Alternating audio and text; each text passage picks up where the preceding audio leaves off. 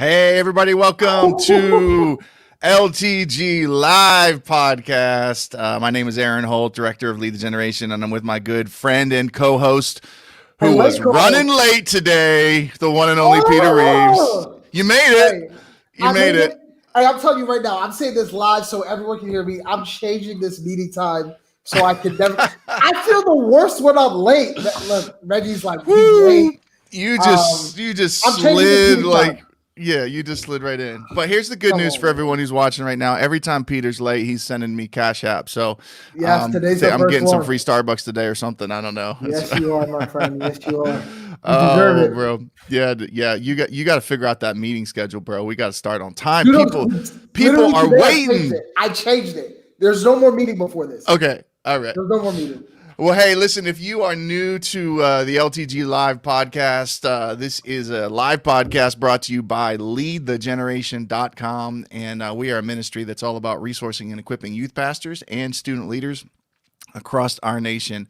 And on that note, Peter, I don't even know if I told you this, but right now we have 7 groups of youth pastors across the country that we're coaching right now. Wisconsin and Arkansas. We're getting ready to start coaching guys in the Appalachian area. We got male and female youth pastors, volunteer youth pastors, full-time, part-time, bivocational, all of the above. And so there's some really good things happening. We'll be starting brand new coaching groups in January of 2020. And so if you're interested in that, drop us a line. We'd love to connect with you. And before we introduce our guest today that I know you and I are both super excited about, right? Yeah. So before we introduce our guest today, the one and only Reggie Dabbs, hey, next week, we're going to be talking with Chris Stanley, who is the District Youth Director for the Illinois Ministry Network. And Peter, you're going to love this topic.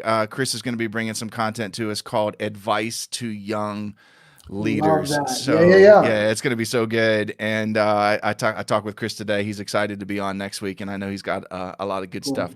But hey, listen, today's just going to be Q&A, right? And you and I got a bunch of questions for Reggie that we've prepped, but also those of you that are watching live, drop a comment in the chat, right? First of all, just introduce yourself right now. If you're watching right now, tell us who you are, because we want to know who you are. We want to welcome you, and but we want you to be a part of this conversation. And Peter, I was going to send Reggie all of our questions last night, and he said, no, don't send them. Just surprise me. I like surprises. Ooh, yeah. Come on. So he's ready. Confidence. He's ready. Yeah. He's like, let's just go. And so we're going to have a great conversation, the three of us. But those of you that are watching right now, we want you to be a part of the conversation too. So go ahead and drop some of your questions and comments there in the chat if you're watching on Facebook or if you're watching on YouTube. We're excited for all of you to be a part of the conversation. But let's get to it. Peter, I want to give you the honor of introducing Reggie. He's going to join us here in a second. I know we're both so excited to have him be on the broadcast today. Huge love for Reggie Dabbs. Reggie's son, Dom, lived next door to me in college. And so that's how I know Reggie, and obviously grew up listening to him share the gospel in different spaces in schools, in conventions, and just watching him on YouTube. Huge YouTube fan, Reggie, whatever. But I just love his ministry. Super thankful for his heart. He's been killing the game for a long time. Ladies and gentlemen, the Reggie Dabbs. Come on. Woo! Good job, bro. Good job. You just made up for being late right there, okay? That was a good intro. I'll take that. Yo, Peter, you need to Cash App Reggie too, because he was waiting too. You know, I'm just saying. Hey, come on. Like, who does this young man think he is making me wait like this? Seriously. Reggie showed up early. He made up for your lateness by being early. You showed up early? He showed up early. Yes, he did. Oh, yes, man. He did, without a doubt. Come on, man. You can't. Put the Milwaukee Bucks shirt on too. Hey, stop. That is still fresh. It's not as fresh as the Dallas Cowboy loss last on Monday, but it's fresh. Very true. Come on. Well, Peter, just to verify this too, because since Reggie and I had so much time to talk while we were waiting for you, I was like, hey, are you really a Bucks fan, or is that just a shirt? And he confirmed that he was. But he also confirmed that he's a huge LeBron fan too, so that means he's more than qualified to be on today's broadcast. Come on, more than qualified. I feel so good about this. I just want to be a part. That's all I know. We started to get into like a LeBron Jordan GOAT competition, but then he kind of shut it down real quick, and I just didn't want to go there. So right. So. Did you tell the viewers how we spent last week talking with Steve Tripp for an hour after this podcast was over, debating Jordan and LeBron? Yeah. We should have just hit the go live button again and done a second show last week. But yo, Matt Bowden, I see you there, bro. Great to have you with us today, man. We're glad you're here. Hey, Matt, go Cowboys. At least they're gonna beat the Eagles. At least I got that going for me. They are gonna beat the Eagles. Yo, I'm from Pittsburgh. We undefeated right now. Woo-woo. All right, don't do that. Let's go. Stop that. Come on. We haven't had a moment like this in decades. So just let me be happy. Can I let you say what I was? I'm gonna say what I was thinking, but I didn't say it out loud because I'm thinking anybody can beat the Browns. Then I thought, oh. Cowboys.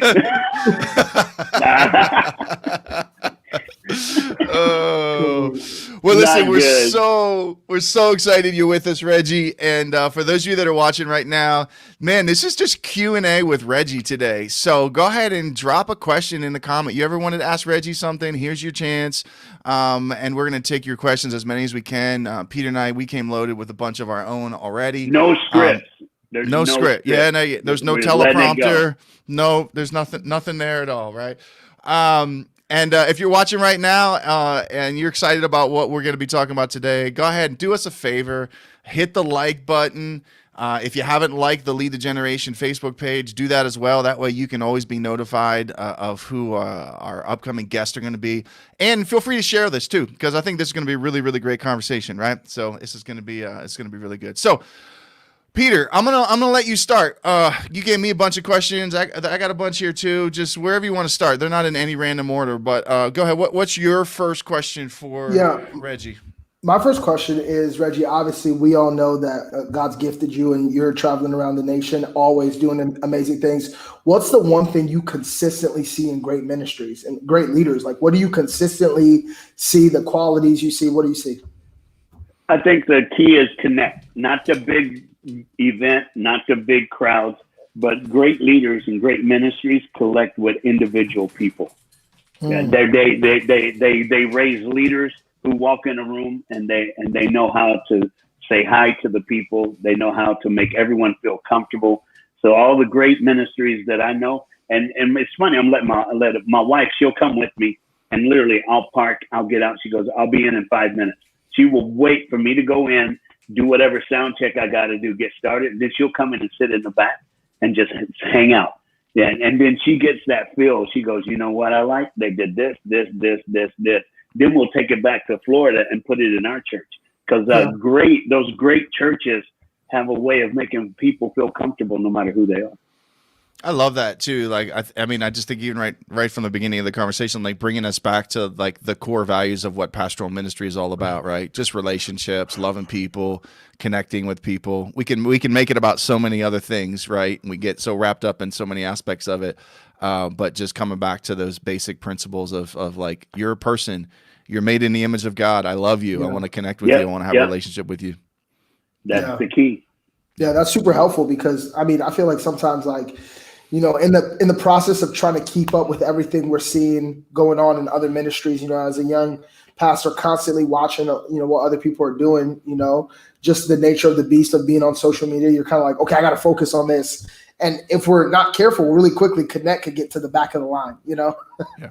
So that's good to hear from you. So Reggie, I got a question for you. And I remember years ago when I was, still doing full-time youth ministry in Reading, Pennsylvania. You were in for a week or so doing a bunch of high school assemblies, and I always had fun just kind of driving you around and watching you do your thing and all of that. Yeah, really fun times, great memories, man, and great food in the mix there too. Always great food.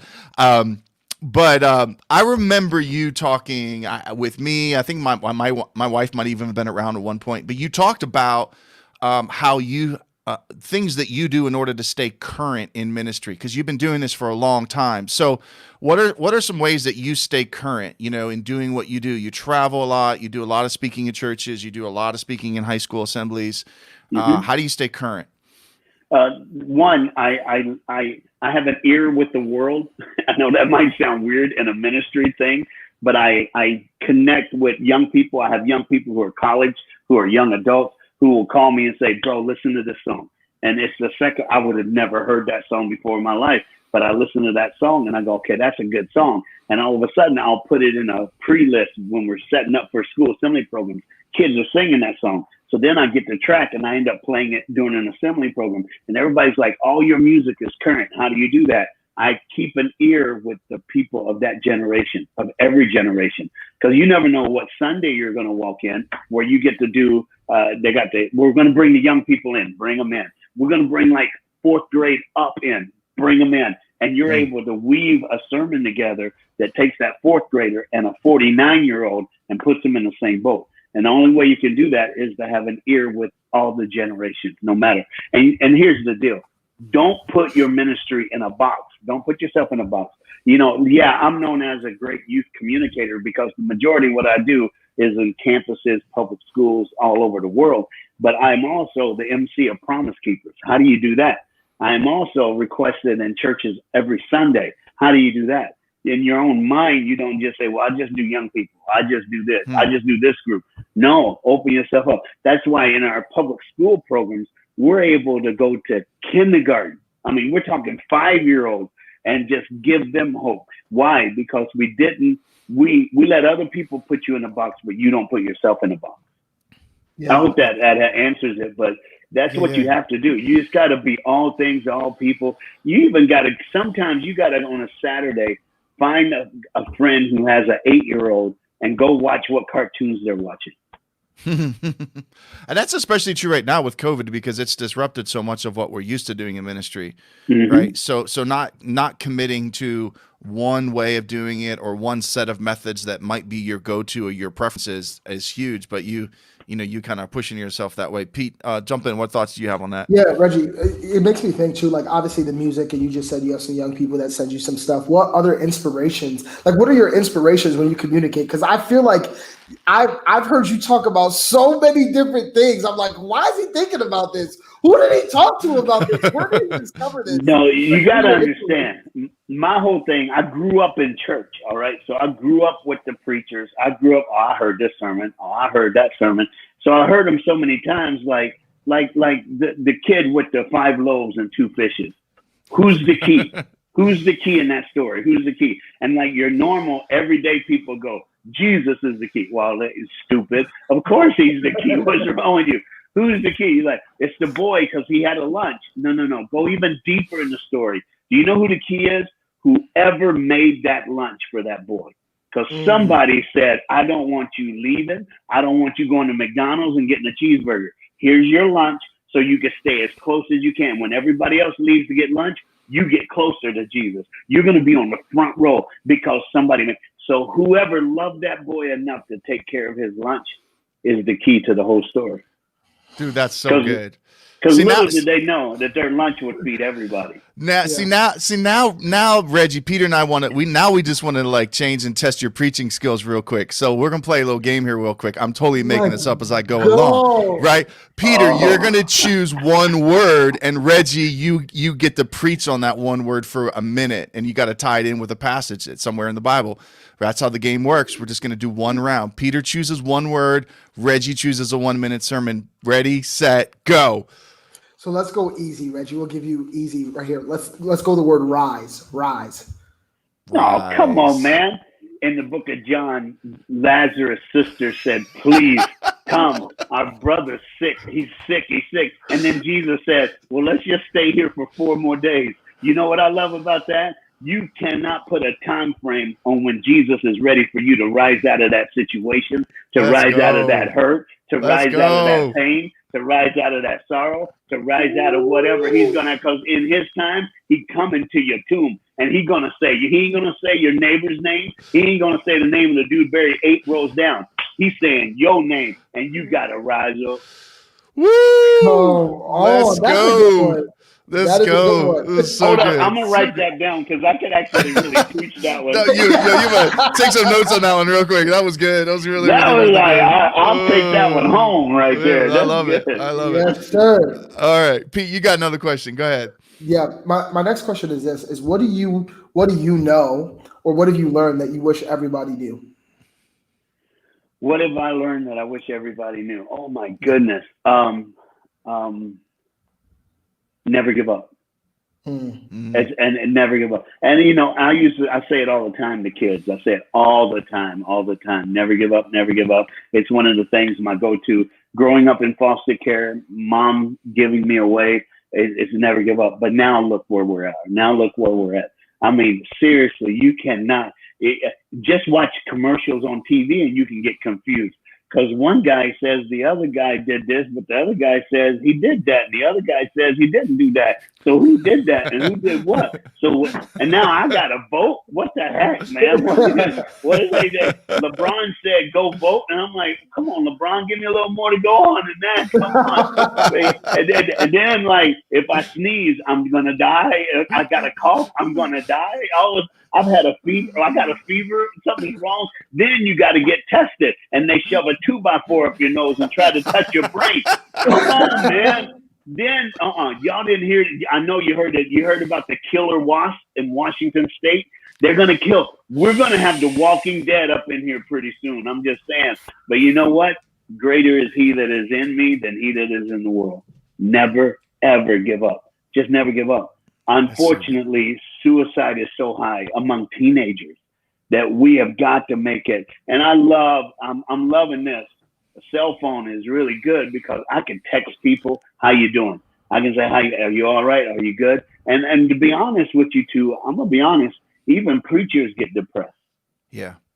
And from March to now, I've lost 3 to suicide, and they were not just sitting on the back row.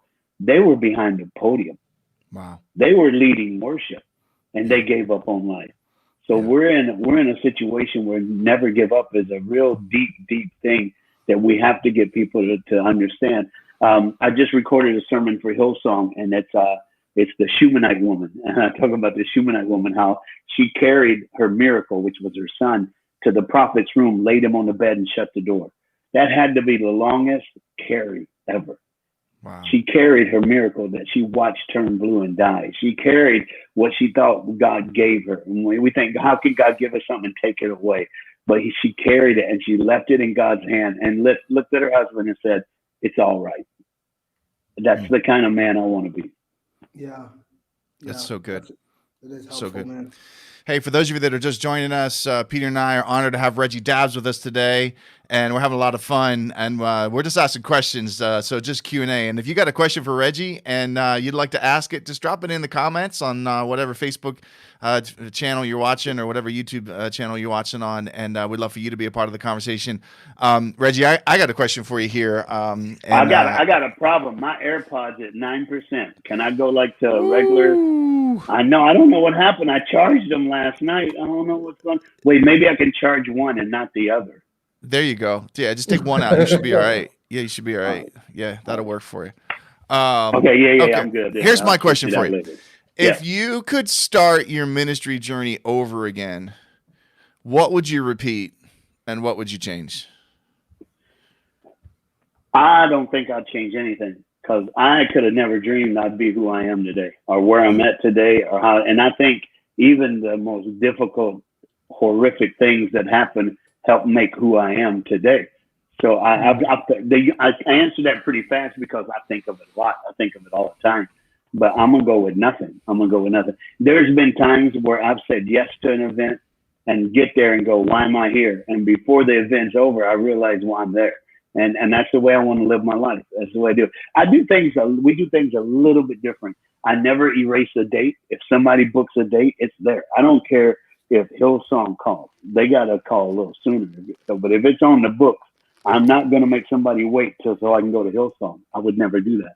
And I don't have a monthly support team because I'm just me. I mean, I don't have a big staff. I know guys who do that have a big staff, but my wife literally said we won't have any employees because on Sundays, on weekends, we need to be a blessing. Wow. And I don't want you to take no money from any church member. I want them to give to the church and ask for a love offering. Don't put any price tag on anything. You got to pay for your hotel. We're fine. We're good. but just be a blessing on the weekends. And I said, okay. And God's really blessed us. Wow. Amazing. Yeah. So good. Here's a question that just came in. This is from Christopher. Christopher says, so how do you not lose hope during the times like COVID? Yeah, you get the word of God in you, man. Get the word of God. And a lot of people see the Bible and the scriptures that we pull out and we keep saying over and over again like it's some incantation or some kind of mantra. But it's not. It's not. It is the word of God. It is the hope in Jesus. It is who we have. And we got to live. We're being forced as Christians to live the stuff that we spout out of our mouth every day before 2020.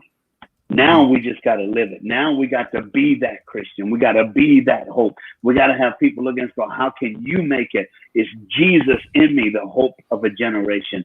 That's what we have to do, my brother. We got to live this and literally believe it. Hey, T.D. Jakes says, faith is the currency of heaven. So if the devil really wants to win, he ain't going to take your money. He's going to rob your faith. Because if he gets your faith, he gets your hope. If he gets your hope, if he takes your faith, you ain't got nothing to buy with. If he takes your faith, you ain't got no miracle in your prayer. If he takes your faith, you're impotent, you're potent, you have nothing. You're just done. You're done if he takes your faith. So you got to believe. We got to have faith. So everybody just believe. Good. Yeah. Just believe. Yeah. No, I love it. Yeah. Aaron, that's right. That's right, Cruz. He is our hope. Reggie, do you remember Radica Cruz? She's from my home church here in Pittsburgh. Yeah, her and her husband are out with Herbert Cooper in the People's Church now, out in Oklahoma. No way. Yeah. That's cool. Yeah. Reggie, one of the things that I think is so impactful about you is really obviously the schools, right? People know this, like you're crushing schools. What's your advice for the local youth pastor that's like, yo, where do I even begin to like trying to reach my schools? Yeah, you start with a relationship. And I've been in schools now that have literally had major school events that started 4 years earlier when the church said, hey, we want to partner with the school. What can we do to help you? And 4 years earlier, the principal, it was a Monday morning when the youth pastor went and had a meeting with him, and they were outside, kids are walking in, and there's like hot dog papers, popcorn paper. He goes, every time we have a home football game on Monday, it looks like this. You know what y'all can do? Pick up the trash for me, and I'll love you forever. And all of a sudden, he came back the next Monday. There's no trash. It took about 6 months. Then track and field came. No trash. At the end of that year, he saw this youth pastor and he goes, you've been picking up my trash. He goes, yeah. He goes, what do you want to do? He says, I want to bring an assembly program. It's secular and it'll change our school. He goes, let's do it. Serve. Yeah. There's a guy in Des Moines, Iowa. It's Eternity Church. His name's Jesse. They redid an entire library for kids, the entire gym. They just painted it, put murals on the wall. It literally cost them, because they had people in the church who are artists, then that loved it, and they ended up taking pictures of it and getting themselves more jobs out of it. But they served the school to the point to where we got to do an assembly program there. And then they go, hey, if you want to hear Reggie, he'll be at our church on Sunday. They told the teachers that. 2 families came, and they're still in the church, and that was a year and a half ago. Yeah, that's incredible. Yeah, I'm here in Lansing now. My school's still, they're like, hey, what are we about to do with assembly? Like, what's going on? Waverly High School in Lansing, Michigan. Oh, yeah. Yeah, that's where I'm at. I'm here. Yeah. You are. Yeah, I'm at Mount Hope. You're at Mount Hope? Yeah. You know, that's where my wife went. What? Yeah, back in the day. That's where my wife went. Dude, I didn't know you were at Mount Hope. Yes, sir. Oh, we got to hook that up. Let schools get back in. I'll come back. Yes, it's about some of the teachers will still remember, I'm sure, but that's cool, man. How's Barry doing? Is he good? He's doing good, man. He's leading well. Hey, Barry's the reason why he was late today, Reggie. Just FYI. I ain't gonna say nothing. It's okay, bro. It's okay. Hey, Reggie, here's a question from Joey Silva, friend of ours, youth pastor in Illinois, Chicago area, or Chicago proper, I should say, right? What are some key differences you see in teenagers today versus when you first started out? Yeah, well, teenagers today, they don't care. I mean, dude, back in the day, they would hide. They pretend they like you, but they don't. Today, teenagers look at you and go, "Who are you? Why are you in here? You look like a pedophile." I mean, dude, they don't care, bro. They don't care. And I blame a lot of that on social media because a lot of kids think their opinion matters. All right. So the big difference is these kids today, they will tell you what they think, which is cool. I like that because you got to drop a sermon every week that makes them go, "Okay, that was good. I like him. I like it." You got to be more. I have to be more authentic today than I've ever been before when I get up in front of young people. It has to be straight up, straight on. And you know what? Kids have seen everything. And if they haven't seen it, dude, I can tell you right now, they can Google it because Siri will tell them whatever they want to know. Right, but you know what? Siri can't hug them. Siri can't put the arm around their shoulder and say, "It's going to be okay. We're going to make it together." That's right. So that's the gap that's different right now. We get to have that human element that no computer, no app can ever give a kid. But hope comes from us to them. We're set up to be the hero right now as leaders. We are set up to be a hero. Hey, Peter, take this question from Josh Richards here, and let's go. Yeah, Josh says, "I know I'm called to youth ministry. That's the greatest passion in my life. I have a difficult time with my online classes for my certification. I feel my purpose is being blocked by learning difficulties, and I know I need the schooling to be present for my passion God has given me." What are your thoughts, Reggie? Hey, dude, I'm ADD. I'm A to D, D, D, D, D, D, D. I mean, seriously, I can look out this window, see a squirrel, and this whole screen would just be, it'd be gone because I'm Reggie's trying to gone. He gone. See ya. He got to find the squirrel. He got to find the squirrel. When I was in school, I did stuff a little different. Nobody knew. That's back in the day. They had Walkmans and cassettes. My foster care mom recorded every book. She recorded everything that I would do in college, and she put them on a cassette. And when people saw me with these headphones on, I was listening to her read to me so that I can make the grade to become the preacher that I am today. I memorize my sermons. I memorize everything. And dude, buddy, listen to me.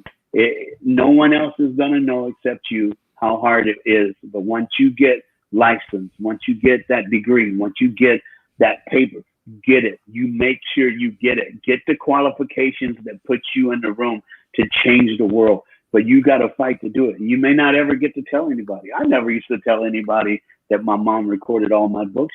But hey, that's fine, because if it's going to help him make it through what he's going through right now, and there's something in that book that's going to help you. There's something in that class. So no matter how mundane it is, that's going to change it. It's going to change something for you. The sermon that I preach for Hillsong, I'm in Hillsong, Europe all this weekend through video. And I mean, thousands and thousands of people hear about the Shunammite woman. I only learned about the Shunammite woman through the Pentateuch was a class, the books of the Old Testament.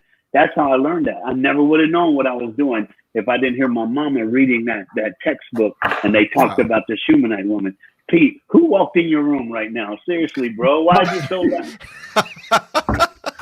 Dude, come on, man. I was in the middle. I'm here Peter, like we live. like Reggie's a Burger King. Like a Burger King man came in.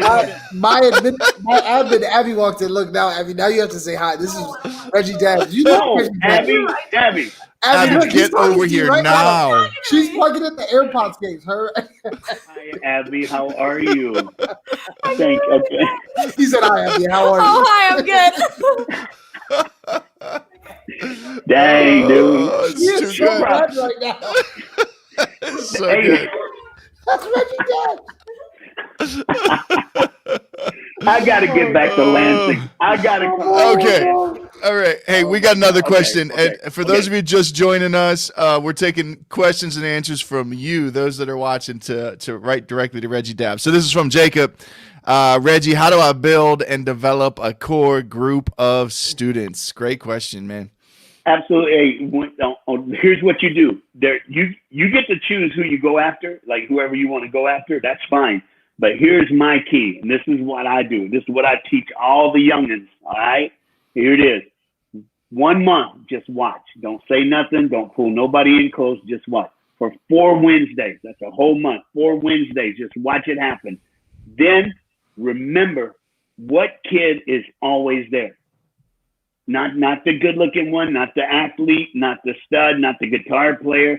No, there's going to be kids who are always there. When you look up, they're right there.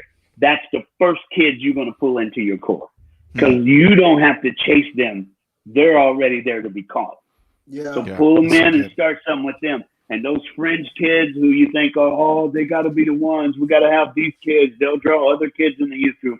No, love will draw kids in the youth group. And while you're spending time trying to get that cool kid in, you're wasting time and watching those kids right there that can be caught slip away, because you're chasing somebody who's going to break your heart anyway. That's love it. That's really, really So good. just watch them. You'll see it. They'll gravitate. They're always there. What are you doing? Oh, mom just dropped me off. It's cool. Well, come on, come with me. Help me finish this. Help me do this. Help me do it. Hey, what do you think about tonight's sermon? Here's what I'm doing. Let me give you 1 point. Dude, just bring them in. And when you get to that point in the sermon, they're listening to the whole sermon just to see what you got to hear before everybody else in the room. And you're pulling them in. Little stuff, just pulling them in. It's relationship. So, Reggie, here's a question I have for you. You obviously spent many, many years on the road traveling.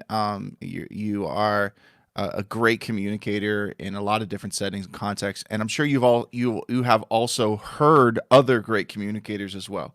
So, what are some common characteristics you see in great communicators? Speak to all of the leaders out there that are listening right now, or those that will listen later on the podcast, and give us some practical, characteristics that we can aspire towards in our communication ability. Yeah, I'm gonna go straight. Let's go all the way back 2,000 years ago to Jesus. The brother could tell a story. I mean, come on, man. He dropped stories like the Good Samaritan. Only Jesus can say a priest didn't help somebody, a Levite didn't help somebody, but a Samaritan. Dude, Samaritans were not good. They nobody liked Samaritans. And I mean, look at John chapter 4. Look at when Jesus went to the well. They asked the girl for a drink of water, and she goes, "Why would you ask me for water? You don't associate with my people." How can you go from that to 2 books later that those people become the hero? And not only is the bad guy the priest who preaches, but it's the Levite. That's the dude who reads the Psalms before the priest preaches. It's the dude who sings the songs before the preach. So he threw the pastor and the music pastor under the bus and made a common man the hero. Dude, Jesus was the best storyteller ever. The story of the talents. He just did it. And I decided, hey, I love movies. I got whipped. I don't know, man. When I was a kid, we used to get beat. Spare the rod, spoil the child. That hung over every bedroom in our house. Now, my parents would be in prison today because of the stuff. Dude, one time, my mama came in my first grade class, pulled off my dad's belt, whipped me, helped my dad put his belt back on, and they left. With the whole class watching.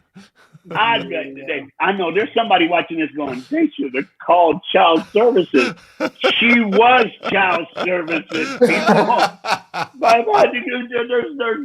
It was the way it was. Did I deserve it? Yes, I deserved it. Yes, I did. Yes, I did. But I used to always, I remember when the very first Star Wars came out, had to go. Got whipping because we didn't go to movies. We were that church, man. We just did it. But I went anyway. It was awesome. It was worth being whipped. So mama whipped me again. But I love Darth Vader. Just kidding. I'll be all right. Luke Skywalker the bomb. Whip me one more time. Those little Ewoks were awesome. Whip me one more time. It's all right. And those people are captivated by a good story. So my sermons, I put them together and I start backwards. So I'm like, at the end of my sermon, why are you going to respond? Now, what am I going to do to get somebody to respond? And then I build it backwards. And then I come up with what I'm doing. But I try my best just to paint a picture, to put people in the story, to make it happen that way. And I just do that. And you know what? It really comes, and it's not just the sermon prep and all that. Do you really believe what you're saying? Yeah. I mean, do you? Is it moving you before you even get on the platform? Can you not wait until that last song And when I skip the introduction, just give me the mic because something's about to happen because it's burning. If it doesn't burn you, it ain't going to change somebody else. It's got to burn in you before it changes anyone else. Cool. Yeah. Yo, your buddy Kent shouting out to you there. Oh, no. Look at that. Kent Hover. He was my roommate. What up, roomie? He survived. He survived. North Central Bible College. It's North Central University now. Dude, everybody loved it. Hey, we ruled. It was just students loved us, teachers not so much. Yeah. But that's great. I have another question. So I feel like everybody who is young and thinking this right now, but they aren't going to ask it. So I'm going to ask it for you. What do you say to the youth pastor or to any pastor in any position that says, I feel like God might be calling me to itinerant ministry? Like, I want to travel. I want to speak. What do you say to them? Don't know. No. That's not God. That was not God. Look at me. Look in the camera. No. Don't do it. It's too good. No, man. I ain't gonna lie. I'm just saying, it looks good from the outside, but man, you gotta know what you're doing to do this. It's like unbelievable. It's relentless. The road is relentless. And it's not that easy. I mean, come on. I don't know how many games I missed. I don't know how many birthday parties. My son's kindergarten graduation, I wasn't there. You know, I saw a picture, and you know, my wife, she'll pull out the picture, go, oh, look at this. I took that because you wasn't there. Great, thank you very much, baby. But are you ready? Here's the other part. You say, I feel called. No, baby, you better make sure your wife is going with you on this one. Yeah. Because out of anything you do for the God, even missionaries go as a couple. But this evangelist thing, it's usually one dude. Yeah. And she's got to be called just as much as you.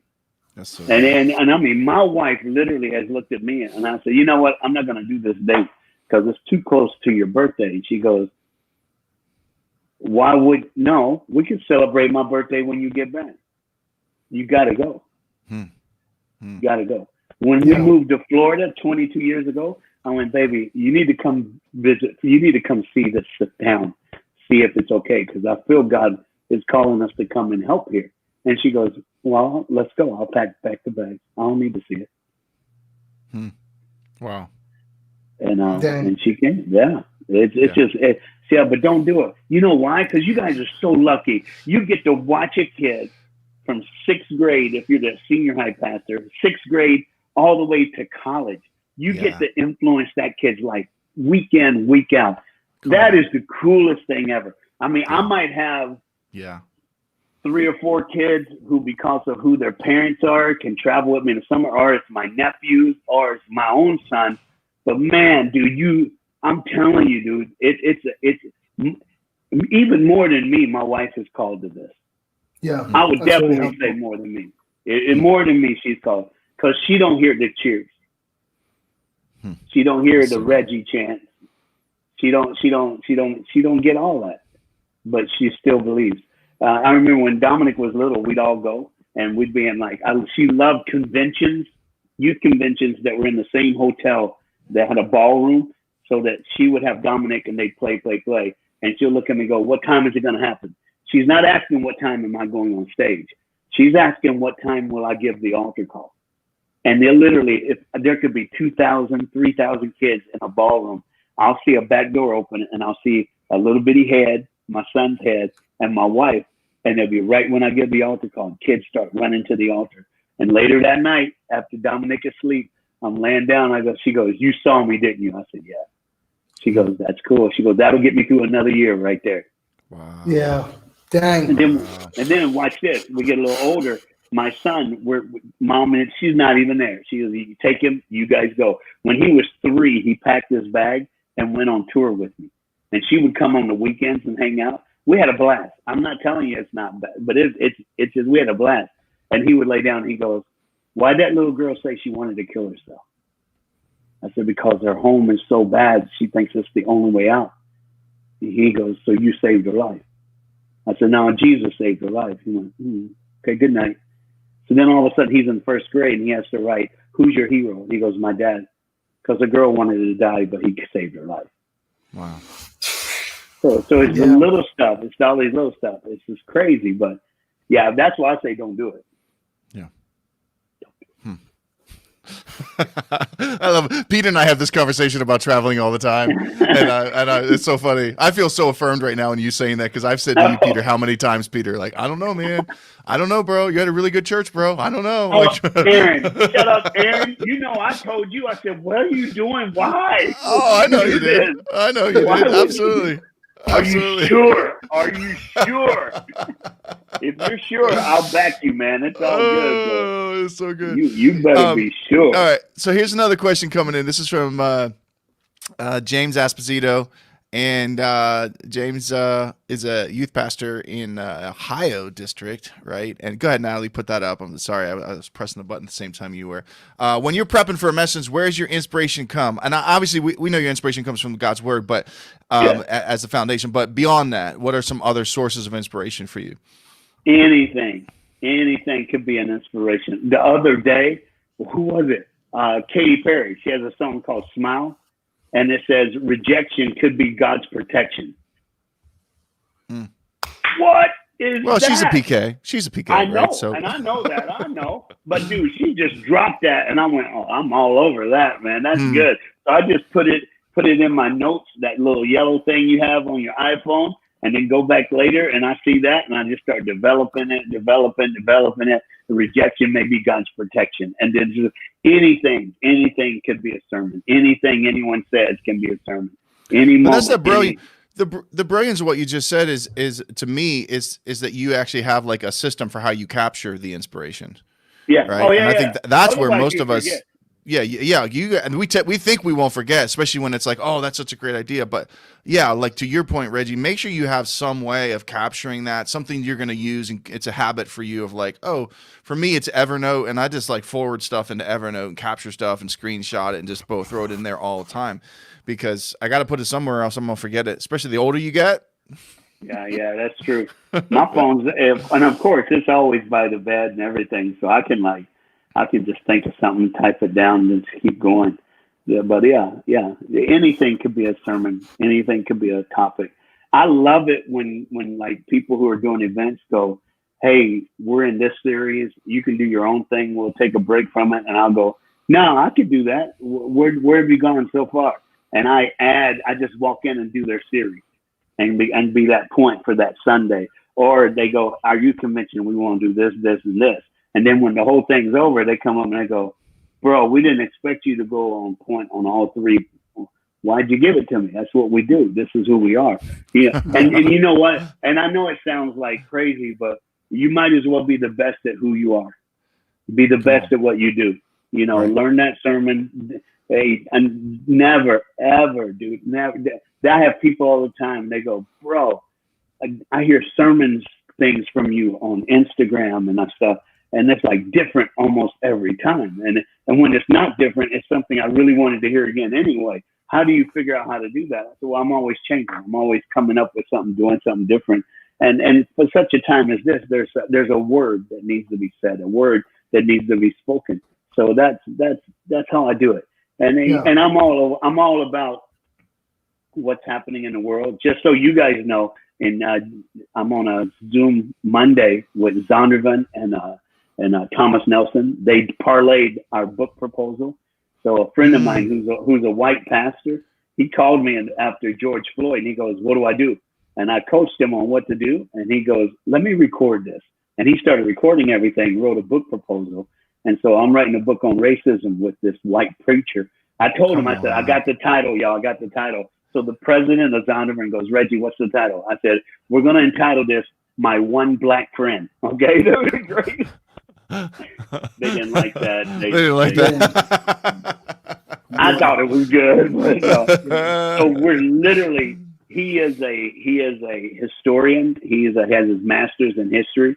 So he's doing literally going 401 years back and just laying down racism in America and what it's from and stuff. He's literally dissected when somebody gets pulled over by the police, what are the odds that he gets a ticket or gets off? And when does that have to do anything with color of their skin? The same crime, one gets 1 year, the other gets 20 years. And so we're literally breaking that down. I'm the Bible and I'm just Reggie stories because, dude, it is what it is. But when I was a kid growing up, my foster care dad always said this. He'd look at me and he'll go, "Hey, don't take it personal."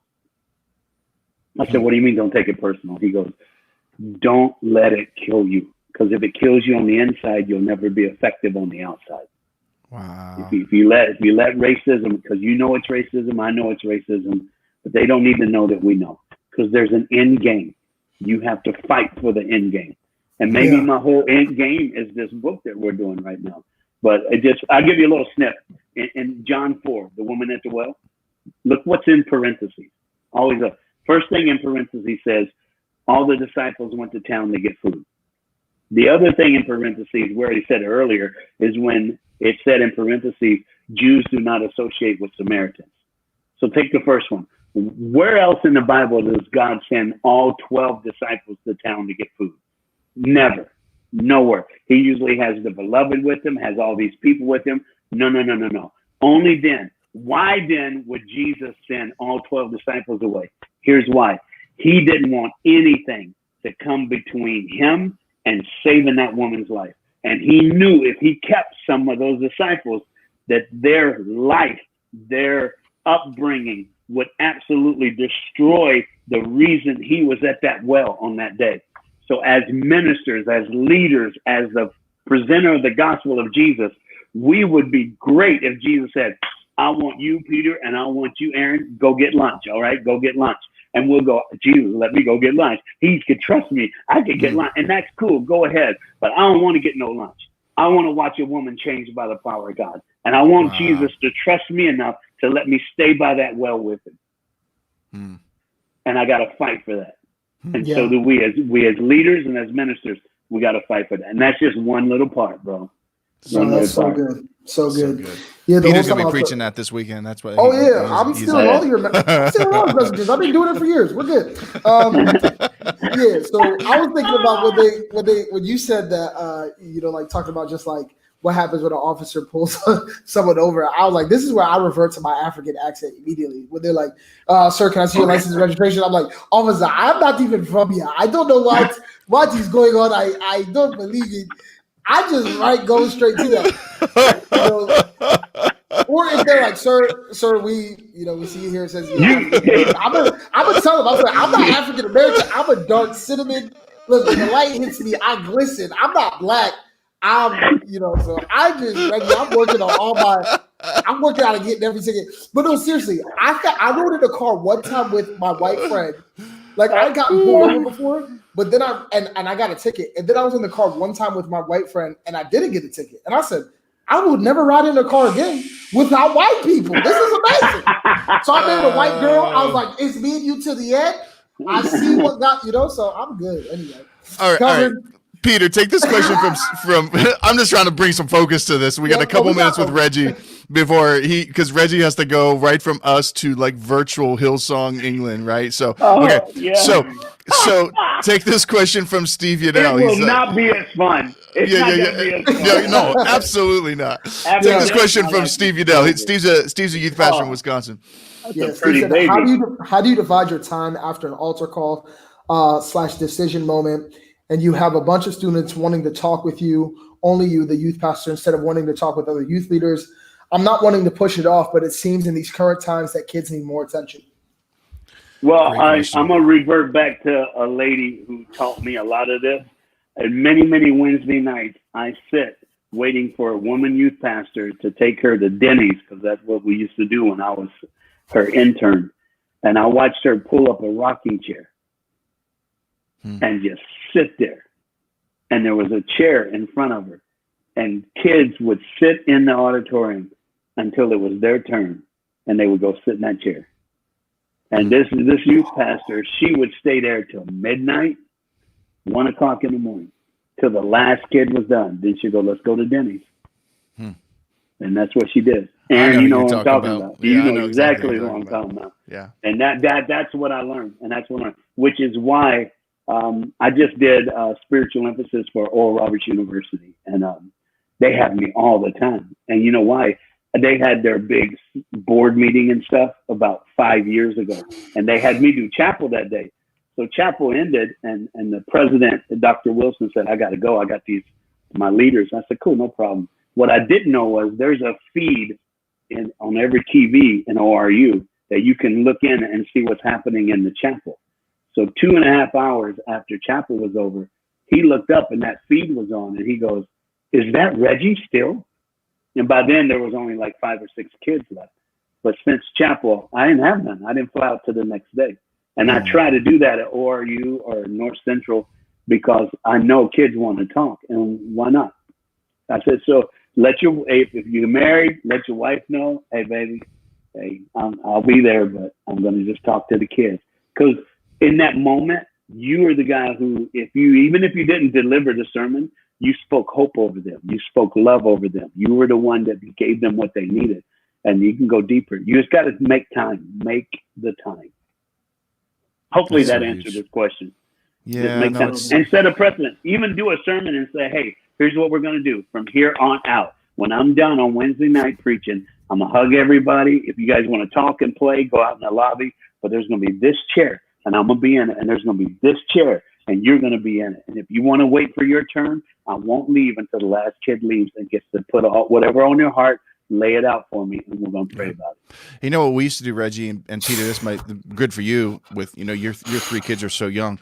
But we would find like adopted grandparents in the church that would take our kids home on a youth night just so my wife and I could stay there as long as we needed to. That's cool. And take our kids home and put them to bed, and so they could keep their routine and their schedule, but it freed us up to just be there and be with kids, hang out, have conversations as late as we need to have, conversations. So yeah, Peter, you and Joe need to get some adopted grandparents, right? And we do. Yeah, we do. absolutely. We do. So come on, that's such a great idea, man. Yeah. Really, really awesome. Hey, Reggie, thank you so much, man. This has been so refreshing and a lot of fun too. Absolutely, you guys are good. And we really appreciate. Man, we appreciate you being with us, and a bunch of you. A bunch of you were part of the broadcast today. We appreciate all of you that are watching now, and thanks for being a part. Hey, do us a favor. If you haven't connected with us on the Lead the Generation Facebook page, give us a like, share the video, spread the word a little bit. If you're listening on the podcast, give us a review, hopefully a good review, but give us a review. It helps with that. You can find this on any of the podcast platforms, Apple, Spotify, so on and so on. And we appreciate you being part of this. Next week, Chris Stanley, DYD from Illinois, talking advice to young leaders. And Reggie, any parting words? Much love, everybody. Go Cowboys. Good stuff. All right. Hey, Peter, if you want to show up late next week, it's cool as long as you keep cash apping me. I appreciate it. I learned my lesson. I learned my lesson. I'm shifting everything. And just in case my pastors listen to this, Pastor, I do not blame you. That was these two. I love where I work. I love my job. I honor you. I knew your pastor before you knew. I knew your pastor when he had your job. So I'm just saying, it's all good though.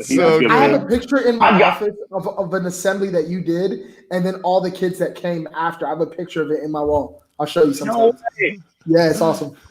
I gotta come up. I gotta come see you. Hey guys, we'll see you guys. We love everybody. We'll see you next week, Wednesday at noon. Yeah.